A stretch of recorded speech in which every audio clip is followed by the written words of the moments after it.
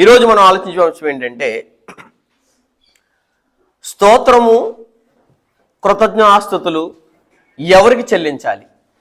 స్తోత్రము కృతజ్ఞతాస్తుతులు ఎవరికి చెల్లించాలి? వందనములు ఎవరికి చెల్లించాలి అనే విషయాన్ని ఈరోజు మనము ఆలోచించేద్దాము.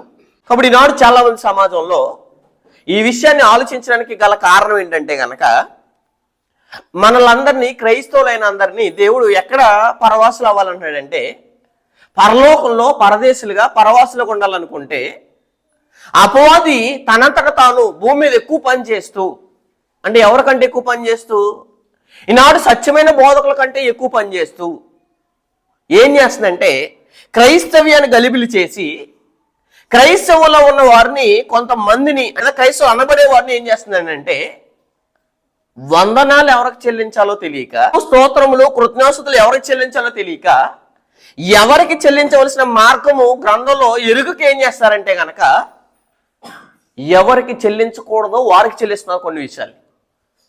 కాబట్టి ఈ విషయంలో చాలా మందిని ఏం చేస్తుందంటే అపవాది పక్కద్రోవ పడుతుంటే, మమ్మల్ని అపవాది పక్కద్రోవ పడుతుంది కదా, మమ్మల్ని రాంగ్ ట్రూక్లోకి నడుతుంది కదా అపవాది అని గ్రహించిన వారు చాలా మంది తక్కువ.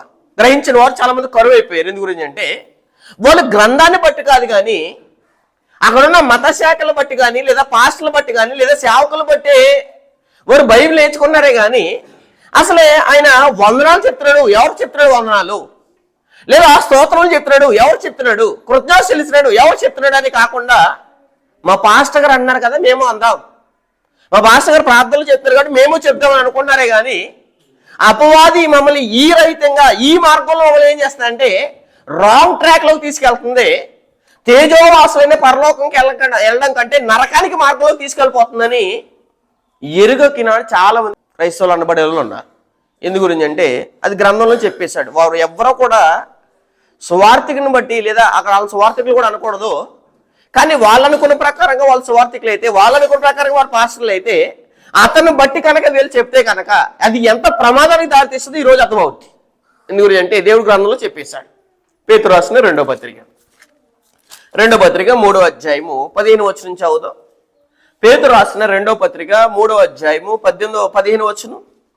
మరియు మన ప్రభు యొక్క దీర్ఘశాంతము రక్షణార్థమైనది ఎంచుకుని, అలాగ మన ప్రియ సహోదరుడైన పౌలు కూడా తనకు అనుగ్రహింపబడిన జ్ఞానం చొప్పున మీకు రాసి ఉన్నాడు. ఎవరు రాశారు? మనకి పౌలు గారు రాశారు, లేదా అపోస్తలులు రాశారు, లేదా ఆది సంఘంలో ఉన్న భక్తులు రాశారు అనే ఉద్దేశాలు ఎరిగితే కనుక ఏంటి మా సువార్థికుడు రాంగ్ చెప్తున్నాడు కదా, మా పాస్టర్ రాంగ్ చెప్తున్నాడు కదా, మా మత్స్యకాయని రాంగ్ చెప్తున్నాడు కదా అనుకుంటారు. కానీ గ్రంథం చదవకపోతే ఈ విషయాలు అర్థం కావండి. మీకు రాసి ఉన్నాడు. వీడిని గూర్చి తన పత్రికలు ఏం చేయాలి? రివిజన్ చేయాలి, సెర్చ్ చేయాలి, రీసెర్చ్ చేయాలి. చేస్తే కనుక ఎవరికి వందనాలు చేయాలో చెప్పాలో తెలుస్తుంది, ఎవరికి కృతజ్ఞతలు చేత స్తుతులు చెల్లించాలో తెలుస్తుంది. ఇదేం చదవకపోయారు అనుకోండి, కేవలం ఆ పాస్టర్ని బట్టి సంఘానికి వెళ్ళారు అనుకోండి, వాళ్ళు మోసపోతూ మిమ్మల్ని మోసపోయే కార్యక్రమం చేస్తారు ఎక్కడండి సమాజం. తన పత్రికలన్నింటిలోనూ బోధించున్నాడు. అయితే వాటిలో కొన్ని సంగతులు గ్రహించడం కష్టమైనవి. వీటిని విద్యావిహీనులను, అస్థిరులైన వారును తక్కిన లేఖలను అపార్థం చేసినట్లు తమ స్వకీయ నాశనకు అపార్థం చేయుదురు అని చెప్పేశాడు. కొన్ని వచనాలు ఉండవు, కానీ ఏం చేస్తారు? ఆ వచనాల్ని వాళ్ళకు అనుగుణంగా మలుచుకుంటారు. ప్రతి దానికి ఏం చేస్తారంటే వీళ్ళు అక్కడ చెప్పేశారు చూడండి, తక్కిన లేఖనములను అపార్థం చేసినట్లు, అంటే లేఖనాలను కూడా ఏం చేస్తారు? అపార్థం చేసినట్లు తమ స్వకీయ నాశనానికి ఏం చేస్తారు? అపార్థం చేయుదురు, ఫుట్నోట్లో వక్రముగా తిప్పుదురు అని చెప్పేశాడు. అక్కడ లేకపోయినా ఊహించుకుంటారో, ఊహించుకుని మేము చెప్తుందే మా విశ్వాసం చెప్పాలనుకుంటారు, కానీ ఇతను చెప్తున్నా అసలు వాక్యంలో ఉందా? అసలు నేను అలా అనొచ్చా? ఇతను బట్టి నేను ఎందుకు అంటున్నాను? అసలు నాకు తెలుసా? నా క్లారిటీ ఉందా? స్తోత్రం ఎవరు చెల్లించాలో, కృతజ్ఞతలు ఎవరు చెల్లించాలో, వందనాలు ఎవరు చెల్లించాలో అసలు నాకు క్లారిటీ ఉందని ప్రార్థించే ప్రతి వ్యక్తికి, పాట పాడే ప్రతి వ్యక్తికి ఖచ్చితంగా తెలియవలసిన కార్యక్రమం ఇది. ఎందు గురించి అంటే పరలోకంకి వెళ్ళకోకుండా కోల్పోయే కార్యక్రమాలు ఇవన్నీ అండి. అందుకోసమే ఇదేదో వాళ్ళ మీద మనం విరోధంతో కానీ, వాళ్ళని ఏదో ఖండించాలని కానీ, వాళ్ళని ఏదో బ్లేమ్ చేయాలని కాదు. ఎందు గురించి అంటే అపవాది ఎంత క్విక్గా పనిచేస్తుంది. మనం సరైన రూట్లో వెళ్ళినా అపవాది ఎలా వస్తుందంటే కనుక కొరింథీయులకు రాసిన 2వ పత్రిక 11వ అధ్యాయం. వాక్యంతో ఎదుర్కోలేక ఏం చేస్తారంటే చాలా మంది కుయుక్తిగా వస్తారు. ఓన్లీ మాటలు, ఒట్టి మాటలు. కొరింథీయులకు రాసిన 2వ పత్రిక 11వ అధ్యాయము 3వ వచనం చదువుదాం. కొరింథీయులకు రాసిన 2వ పత్రిక 11వ అధ్యాయము 3వ వచనంలో, సర్పము తన కుయుక్తి చేత దేవుడు కరెక్ట్గా ఆజ్ఞ చెప్పాడు. ఏమనంటే, మంచి చెడ్డలు తెలియని వృక్షఫలమును నీవు తినకూడదు అని ఆదాంతో చెప్పాడు. ఆదాంతో చెప్తుంటే అపవాదు వచ్చి, ఇదేంటి దేవుడు తింటే మీరు ఎలా అయిపోతారా, అదేంటి దేవుడికి ఇష్టం లేదేమో, లేదు దేవుడి కంటే గొప్పవారు అయిపోతారు, దేవతలు అయిపోతారంటే నమ్మేసింది ఎవరంటే అపవాది చేత మోసపోయిన అవ్వ. అలాగే ఈనాడు చాలా మంది మతశాఖలను బట్టి, మతశాఖల పాస్టర్లు బట్టి ఏం చేస్తారంటే, ఎవరికి చెల్లించాలో తెలియక రాంగ్ రూట్లోకి, రాంగ్ ట్రాక్లోకి, అసలు వందనాలు అనేవి దేనికి వాడుతున్నాడు, ఎవరికి వాడుతున్నాడు, ఎందుకు వాడుతున్నాడు, ఎప్పుడు వాడుతున్నాడు, స్తోత్రం చెప్పినప్పుడు ఏ టైంలో చెప్పాలి స్తోత్రం, లేదా ఏ టైంలో చెప్పకూడదు, కృతజ్ఞాస్తుతులు అంటే కృతజ్ఞాస్తుతులు ఎవరికి చెల్లించాలి, ఏ సమయంలో చెల్లించాలని క్లారిటీ లేకుండా ఏం చేస్తారంటే రాంగ్ ట్రాక్లోకి తీసుకెళ్ళిపోయాం చాలా మంది ఉన్నారు సమాజంలో. అందుకోసం అక్కడ చూడండి, సర్పము ఈశ్వరం ప్రదానం చేసుకుంటానంటే సర్పము చేంజ్ చేస్తుంది. చూడండి, సర్పము తన కుయుక్తి చేత అవ్వను మోసపరుచినట్లు మీ మనసులను చెరపబడి క్రీస్తు ఎడలనున్న సరళత నుండి, పవిత్రత నుండి ఎట్లయినా తొలగిపోవలేమని భయపడుతున్నాను అని చెప్పేశాడు. సత్యవాక్యాన్ని సరిగా విభజిస్తే అర్థమైపోద్దండి. కానీ సత్యవాక్యం సరిగా విభజించడం ఏం చేస్తారో ఒట్టి మాటలు మాట్లాడతారంటే. తిమోతికి రాసిన 2వ పత్రిక 2వ అధ్యాయం 15వ వచనం, దేవుని ఎదుట యోగ్యునిగాను సిగ్గుపడనక్కర్లేని పనివానిగాను సత్యవాక్యం సరిగా ఉపదేశించేవాడు. సత్యవాక్యాన్ని సరిగా ఉపదేశిస్తే వందనాలు ఎవరికో తెలిసిపోద్ది, స్తోత్రాలు ఎవరికో తెలిసిపోద్ది, కృతజ్ఞాస్తుతులు ఎవరికో తెలుస్తుంది. సత్యవాక్యాన్ని సరిగా వివరించకపోతే, ఎందుకంటే వీళ్ళకి భయం ఉండదు కదా, దేవుని ఎదుట అనే భయం వీళ్ళకి ఉండదు. అందుకోసం అన్నట్టు చూడండి, అక్కడ దేవుని ఎదుట యోగ్యునిగాను సిగ్గుపడనక్కర్లేని పనివానిగాను సత్యవాక్యాన్ని సరిగా ఉపదేశించేవాను గాను నీవే దేవుని కనపరుచుకుంటూ జాగ్రత్త పడుము. అది కాకుండా ఎవరైనా ఏదైనా చెప్పారనుకోండి, సత్యవాక్యాన్ని సరిగా విభజించకుండా, వాళ్ళందరూ ఏం చెప్తున్నట్టంటే అపవిత్రమైన వట్టి మాటలు. అంతే కదా, మనం వాక్యం ఎదుర్కొంటాం, ఇది ఉంది ఎవిడెన్స్ అంటాం, ఇలా ఉంది, ఇలా గ్రంథంలో లేదు, ఈ గ్రంథంలో ఉంది అని చెప్తాం. వాళ్ళు ఏం చేస్తారు, సొంత మాటల చేత కవర్ చేస్తారు, సొంత మాటల చేత నీతో యుద్ధాలు ఆడతారు. తెలుసా మీకు? వీళ్ళందరూ మాట్లాడే మాటలు ఏంటంటే కింద మాట్లాడేశాడు, అపవిత్రమైన వట్టి మాటలకు ఎముకడం ఎందుకు, అట్టి మాటలాడువారు మరీ ఎక్కువ ఎలాంటి వారు అంటండి భక్తిహీనులు అగుదురు అని చెప్పి. భక్తిహీనులు మాట్లాడమని పట్టించుకోవడం ఏంటండి, లోకలు ఎవరో కూడా మాట్లాడతారు. గ్రంథాన్ని గురించి తెలియనోడు, అవగాహన లేనివాడు, అసలు గ్రంథం నుంచి బేసిక్ తెలియనోడు, గ్రంథంలో ఎన్ని పుస్తకాలు ఉంటాయో తెలియని వాళ్ళు కూడా మనం ప్రశ్నిస్తున్నారంటే వీళ్ళందరూ ఎవరంటే భక్తిహీనులు అని చెప్పేశాడు. అపవిత్రమైన వట్టి మాటలకు మనం పట్టించుకోకూడదండి. అందుకోసమే ఎవరికి ఎంత ఇవ్వాలో అంతే సమయం ఇవ్వండి, కానీ వేస్ట్ చేయకండి. మీ విలువైన సమయాన్ని, మీ వాల్యూని, మీకున్న జ్ఞానాన్ని పందుల ముందు వేయకండి అని చెప్పేశాడు. ముచ్చలు ఎవరి దగ్గరికి వేయకండి, పందుల దగ్గర వేయకండి. ఎందు గురించి అంటే అలాగే తెలియదు, సత్యవాక్యం అంటే ఏంటి తెలియదు, విభజించడం అంటే ఏంటి తెలియదు, అసలు ఎవరికి వందనాలు చెప్పాలో తెలియదు, ఎవరు కృతజ్ఞతలు చెప్పాలో తెలియదు. కాబట్టి అలాంటి వారు మాట్లాడుతాడు. ఎప్పుడైనా గుర్తుపెట్టుకోండి, అసలు గ్రంథంలో ఎవిడెన్స్ లేకుండా, వచనం లేకుండా ఒక వ్యక్తి నీతో మాట్లాడుతున్నాడంటే అతను ఎవరంటే భక్తిహీనుడు. ఎందు గురించి అంటే లేఖనం అంటే ఏం చేస్తాడు, డైరెక్ట్గా మాట్లాడతారు. మీకు తెలుసు లేదో, డిబేట్ అంటే మీకు కోర్టులో కొన్ని డిబేట్లు జరుగుతాయి తెలుసా మీకు. యువతలో ఒక లాయర్ని పెట్టుకుంటాడు, అవతల ఒక లాయర్ని పెట్టుకుంటాడు. ఈయన ఏమంటాడంటే, ఇతను తప్పు చేశాడు, నా దగ్గర ఎవిడెన్స్ ఉందా అంటాడు. ఇదిగో తప్పు చేయలేదు, నా దగ్గర CCTV ఫుటేజ్ ఉంటాడు. అంటే ఇక్కడ ఇద్దరికి ఏం కలుగుతుంది, వివాదం, యుద్ధం జరుగుతుంది, డిబేట్ జరుగుతుంది. డిబేట్ జరుగుతున్నప్పుడు ఏంటి, ఇక్కడ ఎవిడెన్సెస్ ఉన్నాయి, ఇక్కడ ఎవిడెన్స్ ఉన్నాయి, దీంట్లో ఏ నిజమో తెలిసిపోద్ది.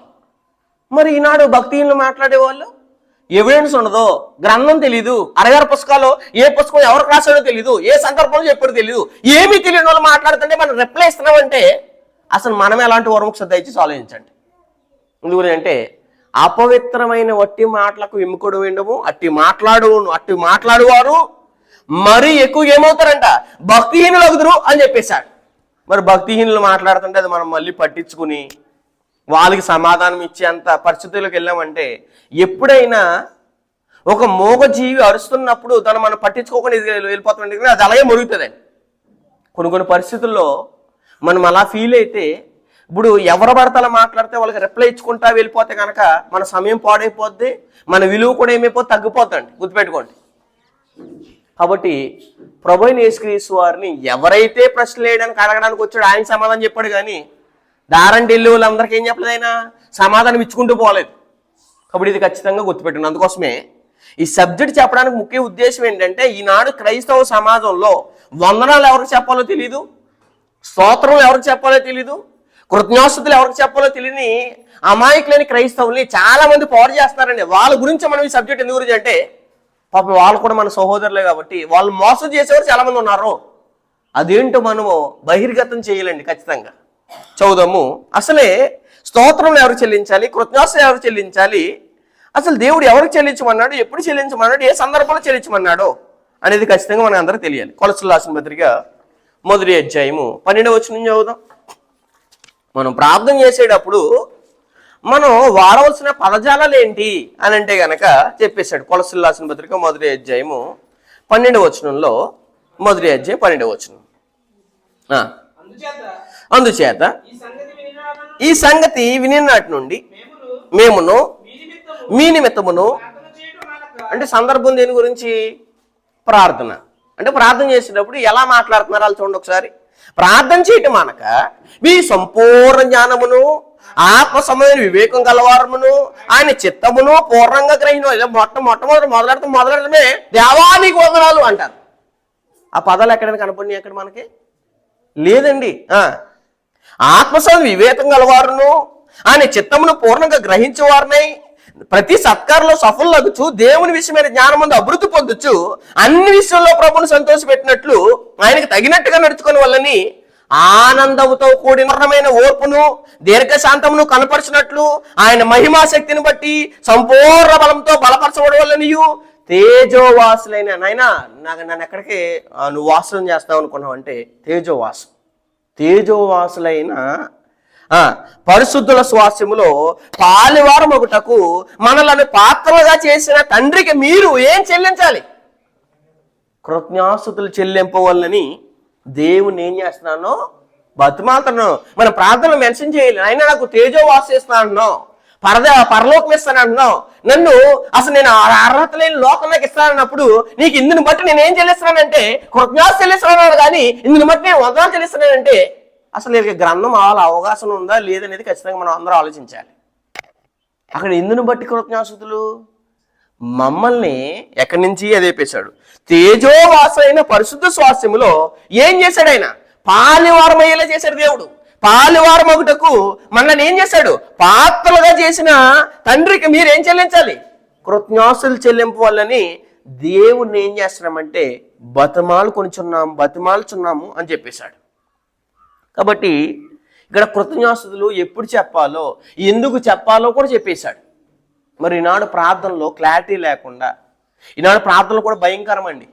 మొదలెడతాం తండ్రి అంటారు, మధ్యలో ప్రభు అంటారు, ముగింపులో పరిశుద్ధాత్మ దేవ ఆమేన్ అంటారు.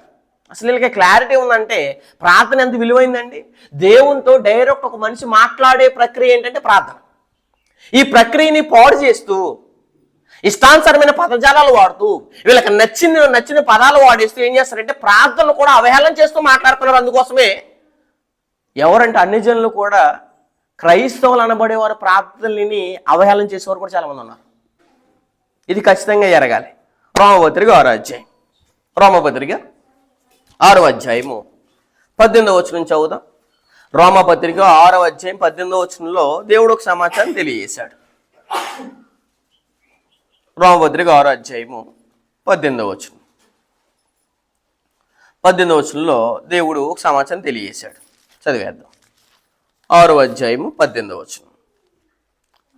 పాపము నుండి విమోచింపబడి, మనం అందరం ఏం చేయబడ్డామంట, పాపము నుండి విమోచింపబడి అర్థం ఏంటంటే దాని నుంచి విడుదల పొందాము అని అర్థం.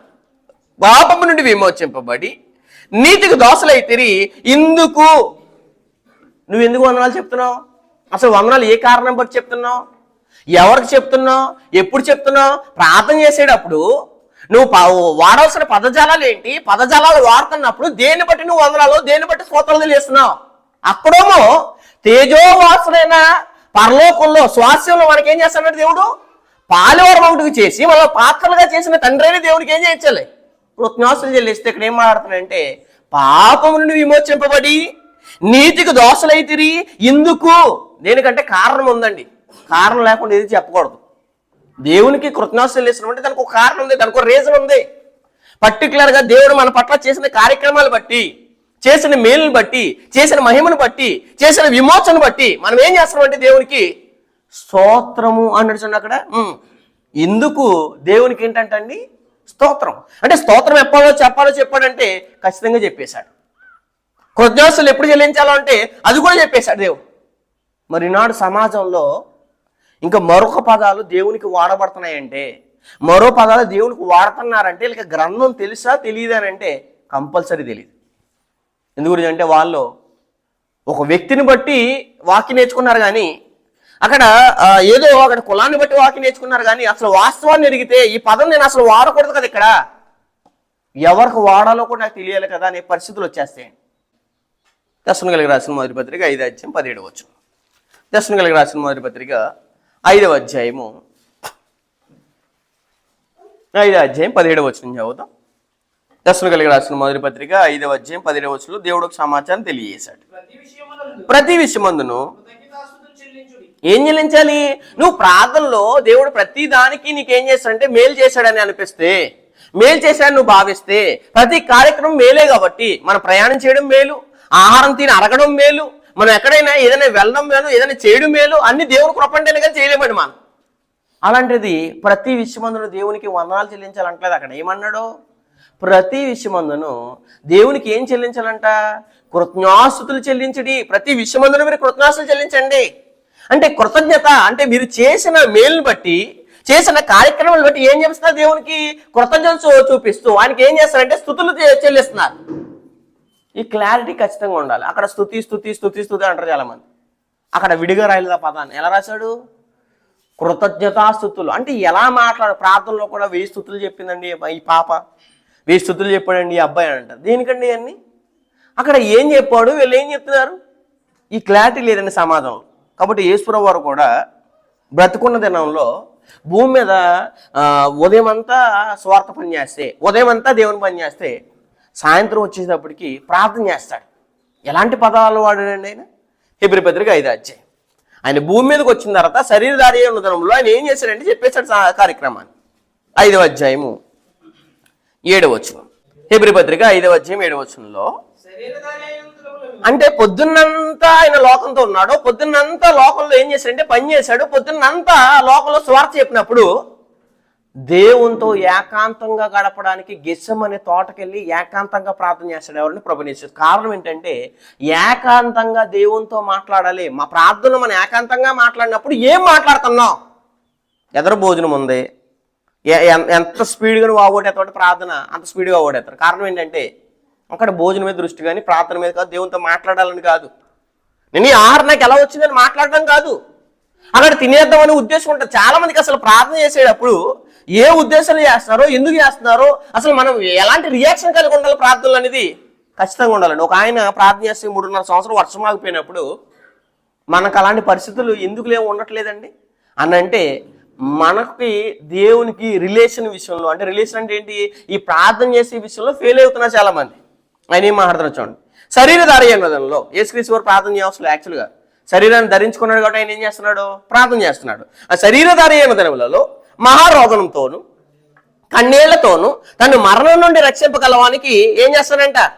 మనం కూడా ఇంతే. భూమి మీదకి వచ్చిన తర్వాత భూమి మీదకి వచ్చాం కాబట్టి శరీరం ధరించుకున్నాం కాబట్టి నైనా ప్రతి పరిస్థితులు నేను నుంచి రక్షించు, తను మరణం నుండి రక్షింపగలవానికి ఏం చేస్తున్నాడు? ప్రార్థనలను యాచనలను వందనాలు సమర్పించి అంటలేదు. అక్కడ ఏమన్నాడు? యాచనలు సమర్పించి భయభక్తులు కలిగి ఉన్నందున ఆయన ఏం చేయబడును? అంగీకరింపబడును అని చెప్పేశాడు. కానీ ఈనాడు క్రైస్తవులు అనబడేవారు చాలా మంది ప్రార్థనలో యాచన అనే పదం వాడారా? లేదు. అక్కడ యాచనలో ఏం చేస్తారంట? సమర్పించి భయభక్తులు కలిగి ఉన్నందున ఆయన ఏం చేశాడు? ఆయన అంగీకరింపబడును అని చెప్పేశాడు. అంటే మనము దేవుడు మనకి కలిగి ఉన్న పరిస్థితులను బట్టి, మనకి ఇచ్చిన మహిమ బట్టి దేవుడు స్తుతించాలి కానీ, ఆత్మస్వామి మేలు విషయమే దేవుడు కృతజ్ఞాస్తులు చెల్లించాలే కానీ, అసలు ఏది ఎప్పుడు చెల్లిస్తున్నామని క్లారిటీ లేకుండా ఉన్న సమాజం ఉందనంటే కనుక వాళ్ళు నిజంగా వాళ్ళ ప్రార్థన దేవుడు అంగీకరిస్తున్నాడా? ఈనాడు చాలామంది అంటారు ఏమనంటే మత్స్యశాఖలో చేసిన ప్రార్థన కూడా అంగీకరించబడుతుందని. ఇది ఎంత అబద్ధం అండి, చేసేదే తప్పు మొత్తం, మళ్ళీ ఆ ప్రార్థన కూడా దేవుడు విన్నాడండి. అపవాదు కూడా శక్తి ఉందండి, మీకు ఇది తెలియదేమో. ఆ శక్తిని కూడా పంపేది ఎవరు? దేవుడే. అందుకోసం చదివేద్దాం. అసలు ప్రార్థనలు, విజ్ఞాపనలు ఒక వచనం చదువుదాం. తిమోతి రాసిన మొదటి పత్రిక 2వ అధ్యాయము 2వ వచనం. రాజుల కొరకును, పైన చదివేద్దాం. మనము సంపూర్ణ భక్తియు మాన్యత, సంపూర్ణ భక్తి రావాలన్నా, మనలో మాన్యత కలిగి ఉండాలన్నా, మాన్యత కలిగి నెమ్మదిగా బతకాలన్నా, సుఖంగా బతకాలన్నా ఏం చేయాలంటే బ్రతుకు నిమిత్తము అన్నిటికంటే ముఖ్యంగా మనుషులందరి కొరకు ఏం చేయాలి? రాజుల కొరకును, అధికారుల కొరకును విజ్ఞాపనలను, ప్రార్థనను. అక్కడ పదాలు చూడండి, విజ్ఞాపన, వందనము కాదు. ఏంటి దేవునికి? విజ్ఞాపన, ప్రార్థన, యాచన, కృతజ్ఞాస్తుతులు చేయవాలని హెచ్చరించున్నాము అని చెప్పి. మరి ఎవరు నేర్పారండి వీళ్ళకి వందనాలని? ఎప్పుడు చెప్పండి వందనాలు వీళ్ళకి? ఏ సేవకుడు నేర్పాడు? అసలు ఏ అపోస్తులు నేర్పాడు వీళ్ళకి వందనాలు చెప్పమని? వాళ్ళు ఏ పదాలు వాడుతున్నారు చూడండి. అధికారులందరి కొరకును విజ్ఞాపనలను, ప్రార్థనలను, యాచనలను, కృతజ్ఞాస్తులు చేయవాలని హెచ్చరించున్నాను. మిమ్మల్ని హెచ్చరిస్తున్నాను దీనికంటే మీరు ప్రార్థనలు ఏది పడుతుంది మాట్లాడుతున్నారేమో. మీరు మాట్లాడేటప్పుడు, పలికేటప్పుడు, దేవునితో మాట్లాడేటప్పుడు యాచన, నెక్స్ట్ ఏమన్నాడు? విజ్ఞాపన. ఏం చేయాలి? మీరు సమర్పించాలి. భయభక్తులు కలిగి ఉంటే మీరు అంగీకరించబడతారు. ఇన్ని చెప్పవలసిన వారు ఈయన వందనాలని ప్రార్థన చేస్తే ఈయన పక్కన కూడా వందనాలని ప్రార్థన చేస్తాడు. అసలు దేవునికి వందనాలకి అసలు సంబంధం ఏమైనా ఉందని అంటే సంబంధం ఏమీ లేదండి. అసలు ప్రార్థనలు, విజ్ఞాపనలు, యాచనలు, స్తోత్రము దేవునికి చెల్లించాలి. కృతజ్ఞతలు కూడా ఎవరు చెల్లించాలి? దేవునికే చెల్లించాలండి. చదివేద్దాం కొన్ని వచనాలు మనం. దశమేలకు రాసిన మొదటి పత్రిక 1వ అధ్యాయము 3వ వచనం చదువుదాం. గ్రంథం రీసెర్చ్ చేద్దాం ఒకసారి. ఈరోజు మొత్తం ఎక్కడైనా కనబడుతుందా మనకి ఈ పదం? ఎవరైనా అసలు పలికారా? ప్రార్థన చేసేటప్పుడు కానీ, కొన్ని కార్యక్రమాలు బట్టి కానీ, జీవితంలో మేలును బట్టి కానీ ఎక్కడైనా ఎవరైనా దేవునికి వందనాలు చెల్లించారా? దశమేలకు రాసిన మొదటి పత్రిక 1వ అధ్యాయము 3వ వచనం. విశ్వాసంతో కూడిన మీ పనిని, ప్రేమతో కూడిన మీ ప్రయాసమును, మన ప్రభు అయిన యేసుక్రీస్తునందలి నిరీక్షణతో కూడిన మీ ఓర్పును మేము మన తండ్రి అయిన దేవుని ఎదుట మానక ఏం చేస్తారంట? జ్ఞాపకం అంటే ఏం చేస్తారు? రిమైండ్ చేస్తున్నారు దేవునికి. ఆయన చాలా కష్టపడుతున్నారు ఈ కుమారులు. దశలోనికలో ఉన్నవారు చాలా కష్టపడుతున్నారు.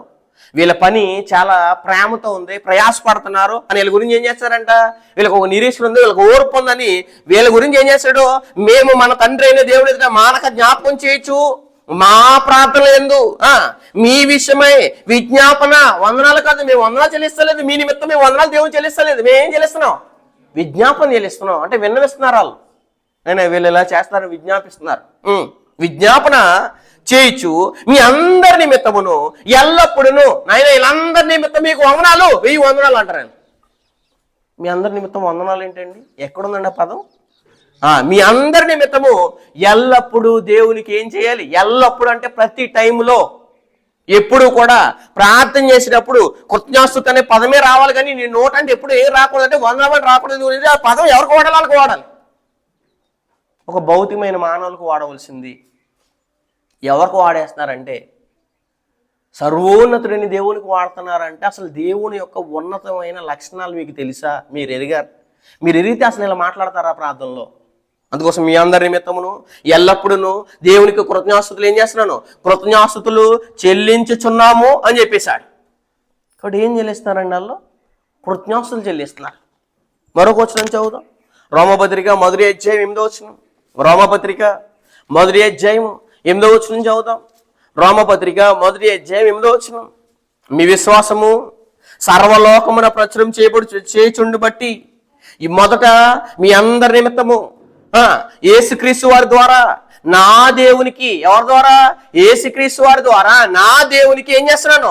కృతజ్ఞతాస్తుతులు చెల్లించుచున్నాను అని చెప్పేశాడు. ప్రార్థనలో పౌలు గారు మాట్లాడుతున్నప్పుడు మా ప్రభువైన యేసుక్రీస్తు వారి ద్వారా మీకేం చెల్లిస్తున్నామంటే, దేవా మీకేం చెల్లిస్తున్నామంటే కృతజ్ఞతాస్తుతులు చెల్లిస్తున్నామన్నారు. కానీ ఎక్కడైనా ఏ భక్తుడైనా సరే, ఏ క్రీస్తుని వెంబడించిన వ్యక్తి అయినా సరే ఎక్కడైనా వందనాలు చెప్పాడనంటే కనుక ఎంత అబద్ధ బోధని విస్తృతంగా జనాల నోట, బైబిల్లో లేని మాట ఈనాడు క్రైస్తవులని చెప్పుకునే నోట వస్తుందనంటే అపవాది ఎంత పనిచేస్తుందో ఒకసారి దయచేసి చూడండి.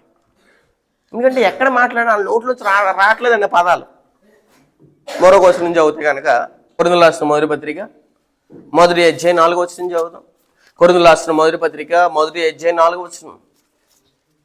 అపోస్తులు మాట్లాడలేని దాన్ని, ప్రభువైన యేసుక్రీస్తు మాట్లాడలేని దాన్ని మనం ఎందుకు మాట్లాడుతున్నాం? ప్రభువైన యేసుక్రీస్తు కూడా ఎక్కడ కూడా వందనాలు చెప్పలేదు ఆయన. 1 అధ్యాయం 4వ వచనం. క్రీస్తు యేసునందు మీకు అనుకరింపబడిన దేవుని కృపను చూచి ఏం చూస్తారంట? అపోస్తులు మనకు అనుకరింపబడిన కృపను చూస్తారంట. దేని నందు? క్రీస్తు యేసునందు మీకు అనుకరింపబడిన దేవుని కృపను చూచి, యేసు క్రీస్తు నందు సమస్త మానవులు దేవుడు ఏం చేశాడు? కరుణించాడు, కృప చూపించాడు. ఇందుని బట్టి మీరు ఏం చెల్లించాలి? దేవునికి వందనాలు కాదు చెల్లించవలసింది. ఏంటి చెప్పేశాడు నాయన, నిజంగా మమ్మల్ని ఈ పరిస్థితిలో అంటే దుర్మార్గులుగా బ్రతికిన మిమ్మల్ని, హంతకులుగా బ్రతికిన మిమ్మల్ని, నరాంతులుగా బ్రతికిన మిమ్మల్ని, వ్యభిచారంతో బ్రతికిన మమ్మల్ని, కాముకత్వంతో బ్రతికిన మమ్మల్ని మీరు ఏం చేశారంటే రక్షించారు, కృప చూపించారు. ఇందుని బట్టి మీకు ఏం చెల్లిస్తున్నాం అంటే కృతజ్ఞతాస్తుతులు చెల్లిస్తున్నాం. స్తుతులు. స్తుతి అనేది విడిగా వాడుకోమని ఎలా వాడాలి? కృతజ్ఞతాస్తుతులు. ఈ పదాలు ఎందు గురించి అంత ఫోకస్ మీరు ఎందుకు పెట్టాలి అంటే మీరు పదజాలలో కూడా తప్పు జరగకూడదని, ప్రార్థనలో కూడా మీరు మిస్టేక్ ఎక్కడ కూడా మాట్లాడకూడదని, ఎక్కడైనా మీకు ప్రార్థన అవకాశం ఇచ్చినా ఏళ్ళు క్రీస్తు సంఘం అంటున్నారో ఎట్లా ఉండకూడదని అలా ప్యూరిఫై చేసిన ఎందుకు గురించి అండి? అసలు పదాల్లో కూడా తప్పు రాకూడదని మనకి ఎప్పుడు కూడా గుర్తుపెట్టుకోండి.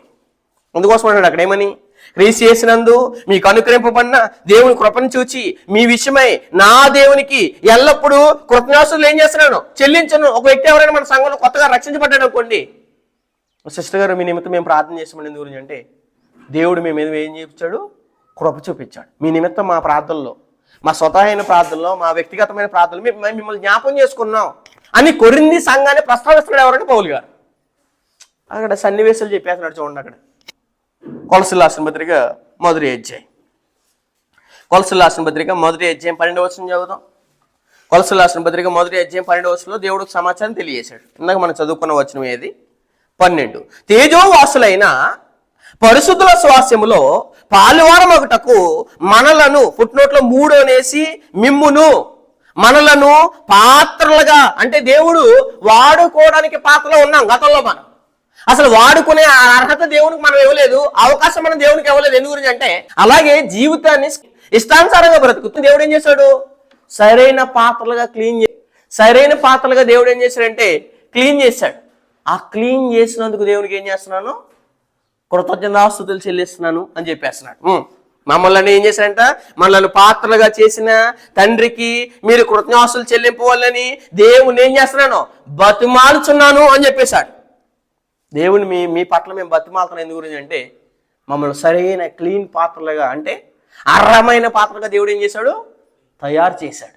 ఇందుని బట్టి దేవునికి కృతజ్ఞతాస్తుతులు. రోమపత్రిక 6వ అధ్యాయము 18వ వచనం.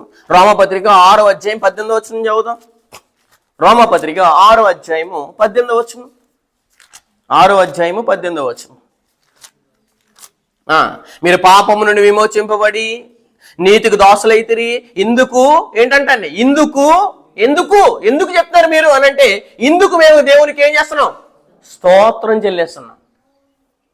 స్తుతి అనేది ఏంటంటే విడిగా ఎందుకు వాడుకోవాలనంటే ఆ స్తుతి అనే పదం దేనికి సంబంధించిందంటే మాటతో చెప్పే కార్యక్రమం కాదు. తెలుసా మీకు అది? స్తుతి అంటే దేవునికి స్తుతి కలగదు. హల్లెలూయా అంటే దేవునికి స్తుతి కలగదు. ఏమంటే కలుగుతుంది? స్తుతి అనేది ఒక మాట్లాడే పదం కాదు. స్తుతి అనేది ఏంటంటే ఒక క్రియ. ఏ క్రియ? హెబ్రీ పత్రిక 13వ అధ్యాయం 15వ వచనం చదువుదాం. హెబ్రీ పత్రిక 13వ అధ్యాయం 15వ వచనం. 13వ అధ్యాయం 15వ వచనంలో దేవుడు ఒక సమాచారం తెలియజేస్తాడు. కాబట్టి ఆయన ద్వారా మనము దేవునికి ఎల్లప్పుడూ స్తుతి యాగము అని చెప్పేశాడు. అంటే ఏంటిది? స్తుతి అనేది ఒక పాట ద్వారా, ఒక యాగం ద్వారా దేవునికి ఏం చేయాలి? ఎల్లప్పుడూ సమర్పించాలి. అంటే మరి స్తుతి అని అంటే దేవునికి స్తుతి కలగదండి. దేవునికి స్తుతి కలిగిన కాకంటే అంటే జరిగిపోయే కార్యక్రమం కాదు అది. ఇది చెయ్యాలి. అదే చెప్తున్నాడు అక్కడ. కాబట్టి ఆయన ద్వారా, ప్రభువు యేసు క్రీస్తు వారి ద్వారా మనము దేవునికి ఎల్లప్పుడూ స్తుతిని ఎలా చెల్లించాలి? యాగంగా, ఒక బలిగా అర్పించాలి. మరి బలిగా అర్పించాలి. నీవు స్తుతి అంటే సరిపోద్దా? 1000 స్తుతులు చెప్పిందండి, 100 స్తుతులు చెప్పింది, 500. ఎందుకంటే అదే పాట పాడు, దేవునికి స్తుతి కలుగుతుంది. ప్రార్థించే దేవునికి మహిమ కలుగుతుంది. దేవుని కృతజ్ఞాస్తుతులు కలిగితే. కానీ స్తుతి అని విడిగా ఎందుకు వాడుతున్నారన్న పదాన్ని? నైనా కృతజ్ఞత బట్టి నేనేం చేస్తున్నాను, నేను స్తుతిస్తున్నాను. స్తుతియాగం చేయడము అనగా ఆయన నామమును ఒప్పుకొనుచు జెఫ ఫలం ఏం చేయదము, అర్పించదము. అంటే జెఫాని అర్పించకుండా, పాడకుండా, నాలుగు ద్వారా పాడకుండా స్తుతి అంటే దేవునికి ఏం కలగదండి? స్తుతి కలగదండి. స్తుతిని ఎలా అర్పించాలి? ఒక రియాలిటీ క్రియ, నాలుగు కదిల్చి, వాయిద్యాలు కాదు, డోలకలు కాదు, డప్పులు కాదు, కంజరలు కాదు. అది వాయిస్తే నీ నోరు కదులుతుందంటే ఇది పొరపాటు, నీ నరనరాల్లోనే రాంగ్ ఉంది. ట్రాక్ ప్లే ఉంది, ఇతను పాపం సిద్ధపడ్డు, ఇతను పాడ్డు. కారణం ఏంటి? ముందు మ్యూజిక్ ప్లే అయితే నేను కానీ నోట్లోంచి పాట రాదు. చాలా తెలుసా మీకు? ఇందు గురించి అంటే ఇతను ఆ ట్రాక్కి ఇన్వాల్వ్ అయిపోయాడు. కానీ ఈ పాట ఎంత అర్థంతో పాడుతున్నానో, అసలు ఎందుకు పాడుతున్నానో, ఏ ఉద్దేశంతో పాడుతున్నా అనే సంగతి మర్చిపోతారు చాలా మంది. ఇంక వీళ్ళు ఏం స్తుతిస్తారండి? ఒకసారి దయచేసి ఆలోచించండి. కాబట్టి స్తోత్రం ఎవరు చెప్పాలో తెలియాలి, స్తుతి ఎవరికి చెప్పాలో తెలియాలి, కృతజ్ఞాస్తులు ఎందుకు చెప్పాలో తెలియాలి. కారణం ఏంటి, రీజన్ ఏంటి, కండిషన్ ఏంటో తెలియాలి మనకి. చదివేద్దాం. కొరింథీయులకు రాసిన 2వ పత్రిక 2:14. కొరింథీయులకు రాసిన 2వ పత్రిక 2వ అధ్యాయం 14 వచనం. 2వ అధ్యాయం 14 వచనంలో దేవుడు ఒక సమాచారం తెలియజేశాడు. మా ద్వారా ప్రతి స్థలమందును క్రీస్తును గూర్చిన జ్ఞానం యొక్క సువాసనను కనపరచుచు ఆయన యందు మమ్మును ఎల్లప్పుడూ ఎలాంటిదంటండి? విజయోత్సవముతో ఊరేగించుచున్న దేవునికి స్తోత్రము అని చెప్పేశాడు. అబ్బా, ఎంత అర్థవంతంగా! అంటే వాళ్ళు స్తోత్రం చెప్తే ఒక అర్థం ఉంది. మన స్తోత్రం చెప్తున్నా ఏం అర్థం ఉంది? ప్రార్థనలో సరైన పదజాలాలు వాడకుండా ఎలా ఇష్టానుసారంగా చేసేసి దేవుని స్తోత్రం అంటే ఎలా చెల్లుతుందండి? అది చెప్తున్నా చూడండి అక్కడ ఏమని, మా ద్వారా ప్రతి స్థలమందును ఏం చేస్తుందంట, ప్రతి చోటకి క్రీస్తుని గురించి జ్ఞానం వెళ్తుంది. అప్పుడు చెప్పాలి. సువార్తని వెళ్ళాం అనుకోండి, అక్కడ ఒక వ్యక్తి వాక్యం చెప్తున్నారు, చెప్పాలి ఏమని, దేవుని స్తోత్రం అనేది అంటే మా ద్వారా ఎక్కడికి వెళ్ళింది? క్రీస్తును గూర్చిన జ్ఞానం యొక్క సువాసనను కనపరచుచు ఆయన యందు మమ్మును ఎల్లప్పుడూ విజయోత్సవముతో ఊరేగించుచున్న దేవునికి స్తోత్రం.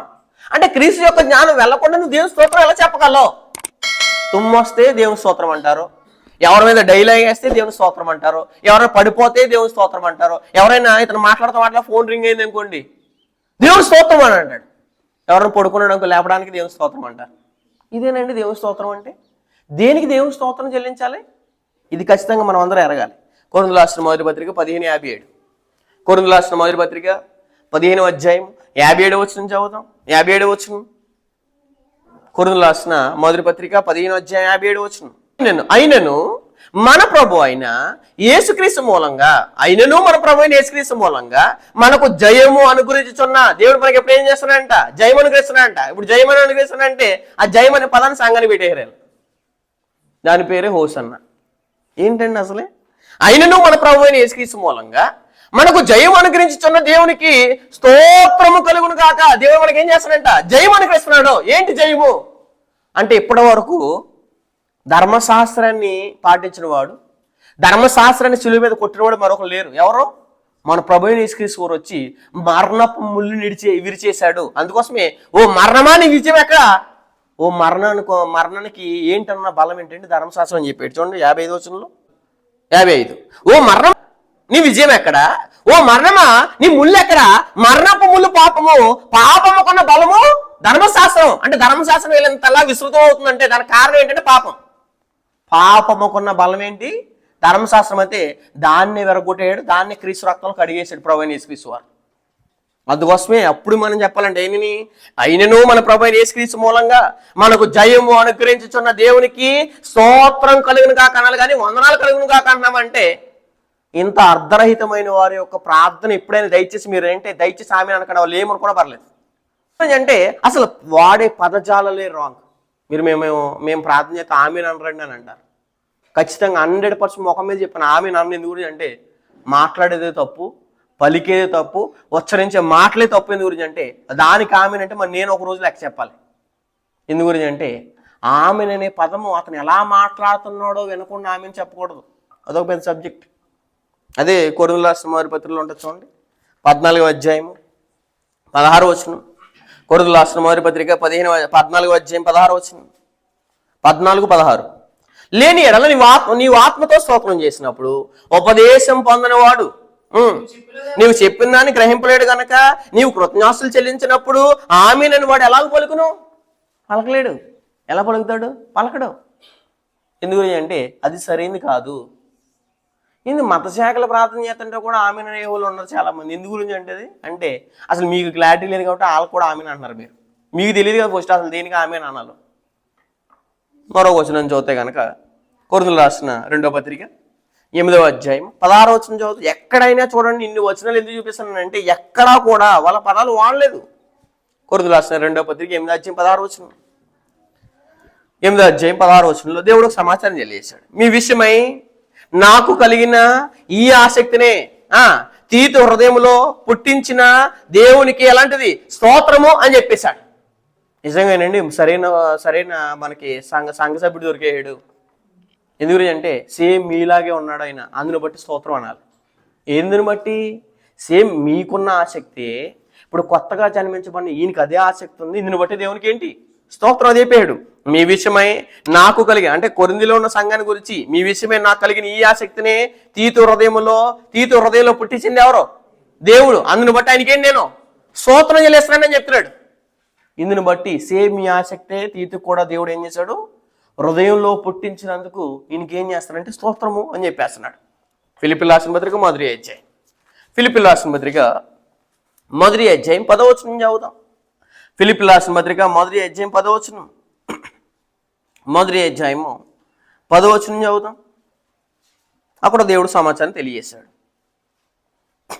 మీరు శ్రేష్టమైన కార్యములను వివేచించగలవారవుటకు మీ ప్రేమ తెలివితోనూ సకల విధములైన అనుభవ జ్ఞానంతోనూ కూడిందై అంతకంతకు అభివృద్ధి పొందవలనని. ఇందువలన ఎప్పుడు నాకు మంచి తెలివినిచ్చావు, ఆ తెలివి కూడా ఎలా ఉందో నాకు ఎలాంటి తెలివి అంటే ప్రేమతో కూడిన తెలివి. నెక్స్ట్ సకల విధములైన అనుభవ జ్ఞానం, నేను ఏది కూడా వివేచించగలిగే శక్తి నాకు ఇచ్చినందుకు నేను శ్రేష్టమైన కాళ్ళు వివేచింపగలవారవుటకు మీ ప్రేమ తెలివితోనూ సకల విధములైన అనుభవ జ్ఞానంతో కూడిందై అంతకంతకు అభివృద్ధి పొందవలనని. ఇందువలన ఇలా అభివృద్ధి జరిగితే కనుక మీలో ఇందువలన దేవునికి మహిమయు. అందుకోసం ఈ గనుక ఇందువలనే పదాలు చాలా సీరియస్, చాలా ఇంపార్టెంట్. ఇందు గురించి అంటే ఇందువలన అంటే ఇందువలన, గనుక అంటే దేని గురించి, కాబట్టి అంటే ఎక్కడో ఏదో స్టేట్మెంట్ చెప్తున్నాడు, దాని గురించి మీరు ఏం చెప్పాలి? స్తోత్రాలు చేయలేదా స్తుతియాగం చేయలే అని చెప్తున్నాడు. అందుకోసం ఇక్కడ కూడా అన్నాడు చూడండి, అక్కడ ఇందువలన దేవునికి మహిమయు. ఈ పదాలు రావండి వాళ్ళకి కొత్త. ఎప్పుడైనా చూసారా? ఏంటి మహిమ? దేవునికి మహిమయు స్తోత్రమును కలుగునట్లు మీరు యేసుక్రీస్తు వలనైన నీతి ఫలములతో నిండుకున్న వారే క్రీస్తు దినమునకు ఎలా ఉండాలి? నిష్కపటులు నిర్దోషులను కావాలని ఏం చేస్తున్నాను? ప్రార్థించుచున్నాను అని చెప్పేశాడు. కాబట్టి ఇప్పటివరకు చాలా విషయాలు చూసాం మనం. ఏమిటంటే స్తోత్రం చెల్లించినట్టు చూసాము, కృతజ్ఞాస్తుతులు చెల్లించినట్టు చూసాము. నెక్స్ట్ ఏమన్నాడు? మహిమ చెల్లించినట్టు చూసాము, ఘనత చెల్లించినట్టు చూసాము, ప్రభావం చెల్లించినట్టు చూసాం. కానీ ఎక్కడైనా వందనాలు చెప్పాలంటే ఎక్కడైనా చెప్పారండి? ఇందుని బట్టి మీకు వందనాలు, గనుక వందనాలు, దీన్ని బట్టి నీకు వందనాలు, కాబట్టి దీన్ని నీకు వందనాలు, నైనా మీకు వందనాలు అని చెప్తున్నారా? నేను వీళ్ళందరూ బాగా బతుకుతున్న వందలు మీకు వందనాలు చెప్పడా? ఈ ఆసక్తి మీకు ఉన్న వల్ల వందనాలు చెప్పడా? మరి నాడు చాలా మంది ఇలా ప్రార్థన చేస్తుంటే ఖండించలేని సమాజం ఉందనంటే కనుక వీళ్ళు అసలు వాకి మెరిగిన వారే ఎరగలేదు. తెలుసుండి మీరు చెప్పకపోతే తప్పండి. మళ్ళీ అది కూడా మీకు నేర్పిస్తున్న దేని గురించి? మీ పుస్తకంలో రాసి ఇంటికాడ పడేయడానికి కాదు. ఎక్కడైతే కడిగేయాలి. ఎందు గురించి అంటే నేను ఒక్కడనే ఉన్నాను, అందరూ రౌండప్ చేసిరన్నా మనం ఒక్కడనే నిలబడాలి. తెలుసా మీకు తెలుసో లేదో చూపిస్తాను చూడండి. అపోస్తుల గారు నేను ఒక్కడనే ఉండిపోయానండి, నేను మాట్లాడలేకపోయాను, అందరూ నా మీద అడిపోయారంటే ఒక్కడమైనా సరే కరెక్ట్గా 99 తప్పు అయినా ఒకటి కరెక్ట్ అయితే ఆ 99 మంది సమాధానం చెప్పగలడు. చదివేద్దాం. అపోస్తుల కార్యములు 18:28. అపోస్తుల కార్యములు 18:28 వచ్చిన ఏసే ఏమని అంటండి? ఏసే క్రీస్తు అని లేఖనముల ద్వారా అతడు దృష్టాంతపరిచి ఏసు క్రీస్తు కదా అన్నారు. ఆయన ఏమని చెప్తున్నాడు? ఏసే క్రీస్తు అని లేఖనముల ద్వారా అతడు. ఎవరు ఎంతమంది ఉన్నారు అక్కడ? అపోల్లో ఒకడే ఉన్నాడు. అతడు ఏం చేస్తున్నాడు? అతడు అన్నాడు. ఇతరులు అనలేదు. అనేక మంది నాకు ఉన్నారు సపోర్ట్గా, నేను మాట్లాడాను అనట్లేదు ఆయన. అతడు ఏం చేశాడంట? దృష్టాంతపరిచి యూదుల వాదమును బహిరంగంగాను గట్టిగాను ఖండించుచూ వచ్చును. మరి ఒకడంటే నీ దగ్గర సబ్జెక్ట్ అంటే ఒకడైనా సమాధానం చెప్పగలడు. అదే నీ దగ్గర సబ్జెక్ట్ లేకపోతే ఎప్పుడైనా సరే మనకు బెనుకు, వణుకు, భయము ఎప్పుడొస్తుందో తెలుసా? మన దగ్గర సబ్జెక్ట్ లేనప్పుడు. అదే సబ్జెక్ట్ ఉందనుకోండి, వచనాలు తెలుసు అనుకోండి, అవతలోడు ఇంకా మాట్లాడడం అనేది ఆపడం మంచిది అని అనుకుంటాడు. ఎందు గురించి అంటే వచనాలు తోటాల్లాగా వచ్చేస్తాయి కాబట్టి. ఆ తోటాలకు వెళ్తే లోపల ఉచ్చుకుపోతాయి కాబట్టి ఏంటి ఇతనే ఇన్ని వచనాలు చెప్తున్నాడు, నేను ఒక వచనం కూడా చూసి సమాధానం చెప్పలేకపోతున్నాను అనుకుంటాడు. ఎందు గురించి అంటే ఒక్కడైనా సమాధానం చెప్పొచ్చు నీ దగ్గర సబ్జెక్ట్ ఉంటాయి. మనకు 100 మంది అవసరం లేదు, ఒకడున్నా సరిగ్గా. ఎందుకంటే దుర్బోధన ఖండించే విషయంలో ఒకడైనా. పౌలు గారు అంతటి మీదకి వచ్చేసారు అందరూ మంద. ఎవరు? యూదుల్ని, అక్కడ ఉన్న ఇతర దేశస్తులు ఏం చేశారు? మొత్తం అంతనే పోగు చేశాడు చంపేయాలని. తెలుసా మీకు? ఒక్కడిని చంపేయాలని. అపోస్తలుల 4వ అధ్యాయం 19వ వచనం. అంత్యోకయ నుండి ఈకొనియ నుండి యూదులు వచ్చి జనసమూహం తమ పక్షం చేసుకుని, ఎవరు ఏం చేశారంట? యూదులేమో వచ్చేసారు. నెక్స్ట్ ఎవరు చేసుకున్నారు? జనసమూహలే తన పక్షాన్ని అయిపోయారు. అయ్యో నేను ఒక్కడున్నాను కదా ఎలాగ అనుకున్నాడు ఆయన? చచ్చిపోయినా పర్లేదు అనుకోండి. ఎందుకు గురించి అంటే ఆయన జీవితాన్ని బట్టి కూడా దేవుని మహిమ కలుగుతుంది. అది చెప్పేశాడు. అంత్యోకయ నుండి ఈకొనియ నుండి యూదులు వచ్చి జనసమూహం తమ పక్షం చేసుకుని పౌలు మీద రాళ్ళు రువ్వి అతడు చనిపోయినని అనుకుని పట్టణపు వెలుపలకి అతనిని ఎంతమంది? ఒకడి గురించి సబ్జెక్ట్ చెప్పాలంటే పోలీసు సబ్జెక్ట్ ఉండదు. తెలుసులేదు మీకు? స్టెఫన్ ఒక్కడే మాట్లాడాడు. పుష్కర్లారా, దేవుని వాక్యానికి హృదయాన్ని మీ చెవులని ఇవ్వని వారలారా అని ఎంతమంది మాట్లాడారు? ఒక్కడే మాట్లాడాడు. ఒక్కడనే ఉన్నాను చేయలేనంటే ఇది మన చేతకంతనమో లేదు మనకు సబ్జెక్ట్ లేదు అని అనుకోవాలండి. ఒక స్త్రీనే ఉన్నాను అని అనుకోకూడదు. ఒక్క స్త్రీ అయినా సమాధానం చెప్పేలా ఉండాలి. అందు తప్పించి ఎందు గురించి అంటే ఇంత గ్రంథం తెలిసి మనము గ్రంథం తెలియని వాళ్ళతో మాట్లాడలేకపోతామంటే ఇక్కడ ఇద్దరులో ఎవరు గొప్ప వాళ్ళు చూడండి ఒకసారి. అంటే గ్రంథం తెలిసి నీవు సమాధానం ఇవ్వలేకపోతున్నావు అంటే ఆడు మూర్ఖుడు ఎలాగైనా మాట్లాడతాడు. కానీ వచనాలతో నువ్వు సమాధానం అంతే. ఆ వచనాలతో మాట్లాడేడు వాడు ఏమన్నాడు? అపవిత్రమైన వట్టి మాటలకు వెముకూడ ఉండము, అట్టి మాట్లాడేవారు ఏమవుతారంట? మరీ భక్తిహీనులు అవుతురు అని చెప్పేశాడు. కాబట్టి ఎక్కడ చూసినా ప్రకటనందము 5వ అధ్యాయం, ప్రకటనందము 5వ అధ్యాయంలో దేవుడు ఒక సమాచారం తెలియజేశాడు. 5వ అధ్యాయము 12వ వచనం. వారు వధింపబడిన గొర్రెపిల్ల అంటే ఎవరు? ప్రభువైన యేసుక్రీస్తు వారు. పబ్మేల్లో స్తోత్రం కూడా ఎవరు చెల్లిస్తారు? దేవా అంటారు కానీ ప్రభువైన యేసుక్రీస్తు వారు పవన్ చెల్లించరు. ఎవరు చెల్లిస్తారు? వీళ్ళు కేవలము వీళ్ళ దృష్టిలో కొంతమంది ప్రభువైన యేసుక్రీస్తు వరకు కూడా చెల్లించే వాళ్ళు ఉన్నారు. వాళ్ళ కాన్వెంట్ తెలుసా మీకు? ఈయన కాబట్టి ఆయన చెల్లించిన ఒకటే. అందుకోసమే ప్రభు అని అంటారు, తండ్రి అని అంటారు. ఎందుకంటే వీళ్ళు ఎత్తవపోదు కాబట్టి. కానీ ఇక్కడ ఏమన్నారు చూడండి, పర్టికులర్గా మెన్షన్ చేస్తున్నారు. వారు వధింపబడిన గొర్రెపిల్ల. ఎవరు వధింపబడిన గొర్రెపిల్ల? ప్రభువైన యేసుక్రీస్తు వారు. వధింపబడిన గొర్రెపిల్ల శక్తియు, ఐశ్వర్యమును, జ్ఞానమును, బలమును, ఘనతయు, మహిమయు, స్తోత్రమును పొందనరుడని గొప్ప స్వరంతో చెప్తుండ్రి. ప్రభువైన యేసుక్రీస్తు వారు స్తోత్రం చెప్పవా? ప్రభువైన యేసుక్రీస్తు వారు మహిమ చెల్లించవా? ప్రభువైన యేసుక్రీస్తు వారికి గణపరచవా? ప్రభువైన యేసుక్రీస్తు వారికి ఐశ్వర్యము, జ్ఞానము, బలము పొందనరుడని చెప్పవా అని అంటే కనుక చెప్పేవాళ్ళు కూడా లేరు. ఎందుకంటే ఎవరికి చెల్లించాలో కూడా తెలియదు వీళ్ళకి. దేవునికి చెల్లించాలి, మరియు ప్రభువైన యేసుక్రీస్తు వారికి చెల్లించాలి. ఈ సంగతి మనందరం ఖచ్చితంగా ఎరగాలి. అదే ప్రకటనందం 7వ అధ్యాయం. ప్రకటనందము 7వ అధ్యాయం ఎవరు చెల్లించాలంటే కనుక 9వ వచనం. అటు తర్వాత నేను చూడగా ఇదిగో, ఎవరు? భూమి మీద ఉన్న ఎవరైనా సరే, ఇదిగో ప్రతి జనములో నుండి, ప్రతి వంశంలో నుండి. ఎందుకంటే అందరూ ఎక్కడికక్కడ చేశాడు. ఇదంతా మీరు లోకంలోకి వేసుకోకూడదు. మళ్ళీ 5:9 చదివితే అర్థమవుతుంది మీకు. అదే ప్రకటన 5:9లో చూడండి. ఆ పెద్దలు నీవు ఆ గ్రంథము తీసుకుని దాని ముద్రలు విప్పుటకు యోగ్యుడువు, నీవు వధింపబడిన వాడవై నీ రక్తం ఇచ్చి ప్రతి వంశం అంటే ఏంటి? కడిగేసిన వాళ్ళు మాట్లాడుతున్నాడు. ప్రతి వంశములోను, ఆయా భాషలు మాట్లాడేవారిలోను, ప్రతి జనములోను దేవుని కొరకు మనుషులు అనుకుని మా దేవునికి వారిని ఒక రాజ్యం గాను యాజకులుగా చేసేది కనుక వారు భూలోకం మంది వెళ్ళలేదని కొత్త పాట పాడతారు. ఇప్పుడు వచ్చేయండి 7వ అధ్యాయం 9వ వచనంకి. అటు తర్వాత నేను చూడగా భూమి మీద ఉన్న ఎవరైనా సరే క్రీస్తు రక్తంలో కడబడితే వాళ్ళందరూ ఏ వంశమైనా పర్లేదు, అటు తర్వాత నేను చూడగా ఇదిగో ప్రతి జనంలో నుండి, ప్రతి వంశంలో నుండి, ప్రజల్లో నుండి, ఆయా భాషలు మాట్లాడేవారిలో నుండి వచ్చి ఎవడునూ లెక్కింపజాలని ఒక గొప్ప సమూహం కనబడిను. వాడు తెల్లని వస్త్రములు ధరించుకున్న వారై ఖర్జూర మట్టలు చేత పట్టుకుని సింహాసనం ఎదుటను, ఎవరు ఎదుటను? సింహాసనం ఎదుటను, గొర్రె పిల్ల ఎదుటను ఏం చేయాలంట? నిలబడ్డారంటే. నిలబడి ఏమన్నారు వాళ్ళు? నిలబడి, దేవా ప్రభు నీకు వందనాలు ప్రభా, మీ తండ్రికి వందనాలు ప్రభా, నీకు కూడా వందనాలు ప్రభా అంటలేదు వాళ్ళు. ఏమన్నారు చూడాలి? సింహాసనాసీనుడై మా దేవునికి, అక్కడ ఇద్దరున్నారు, మా దేవునికి, ఆయన ఈయనంటే ఇక్కడ ఇద్దరు ఎక్కడి నుంచి వచ్చారు? మా దేవునికి గొర్రె పిల్లకు, ఆయన ఈయనైతే ఇంకా మళ్ళీ రెండు పదాలు ఎందుకు వాడాడు అక్కడ? అంటే వీళ్ళకి అసలు గ్రంథం సరిగ్గా చదువుతున్నారు వీళ్ళు. మా దేవునికి గొర్రె పిల్లకును మా రక్షణ స్తోత్రము అని మహాశబ్దంతో ఎలుగెత్తి చెప్పిరి. ఏంటంటే రక్షణ స్తోత్రం. ఎక్కడ వాడుతున్నారండి పదాలు? అసలే ఎందుకు మాట్లాడేస్తూ దేవదూతలందరూ సింహాసనం చుట్టూను, పెద్దల చుట్టూను, ఆ 4 జీవుల చుట్టూ నిలబడి ఉండి వారు సింహాసనం ఎదుట సాష్టాంగపడి ఏమన్నారు?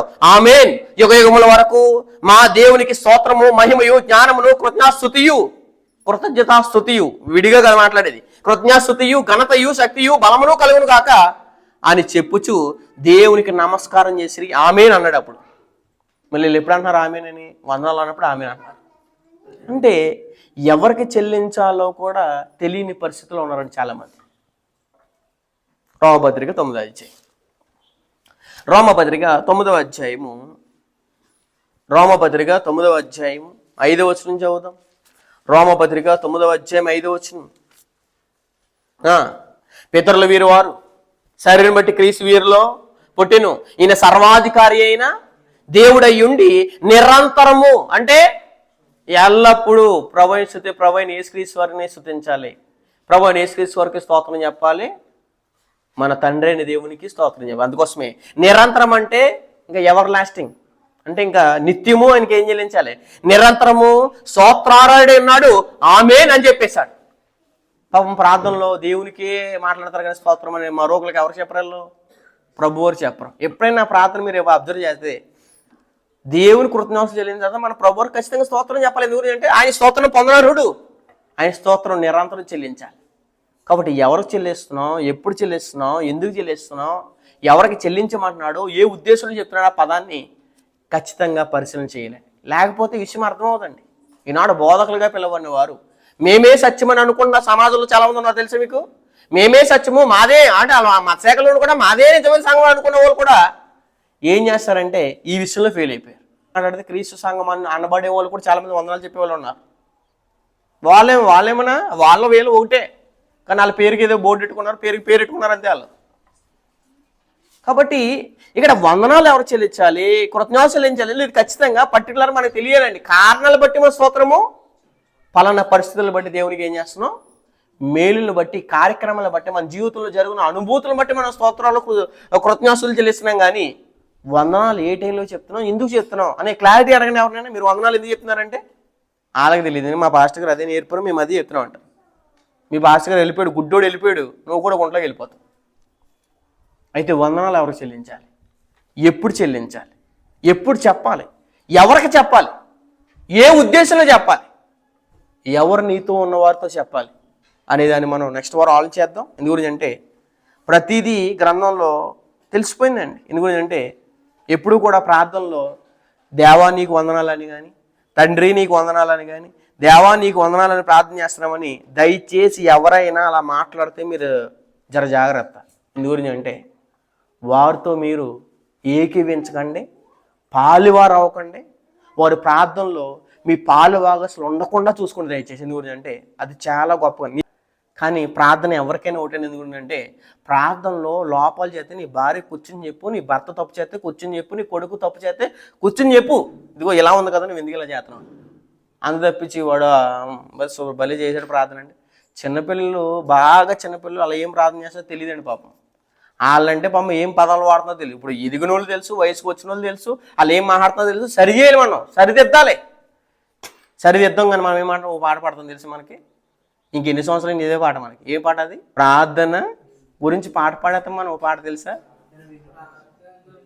వినుడి అని పాట పాడతాం. ప్రార్థన మాకు నేర్పమై అంటాం. నేర్పిస్తే నేర్చుకోం మనం. అని ఎప్పుడో నేర్పేశారు తెలుసా మీకు. ఇంకా పరలోకమందున్న మా తండ్రి నీ నామం వచ్చుగాక, నీ రాజ్యం వచ్చుగాక, అది ఆల్రెడీ అయిపోయింది. ఇది ఎవరి గురించి చెప్పాడు శిష్యులకి? క్రీస్తు రక్తాన్ని కార్చక ముందు ఇదిగో నేను రాజ్యం చేస్తాను, నేనే రాజునని ముందుగా మెన్షన్ చేస్తే అదే ప్రార్థన ఇప్పుడు చేస్తున్నారు చాలా మంది.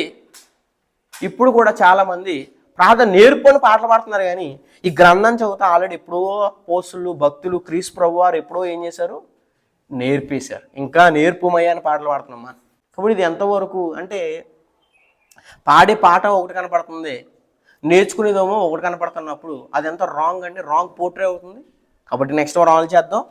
కాబట్టి వందనలు ఎవరు చెల్లించాలి, ఎప్పుడు చెల్లించాలి, ఏ సందర్భంలో చెల్లించాలి, ఎవరికి చెప్పాలి, ఎవరికి చెప్పకూడదో కూడా మనకు ఖచ్చితంగా తెలియాలి.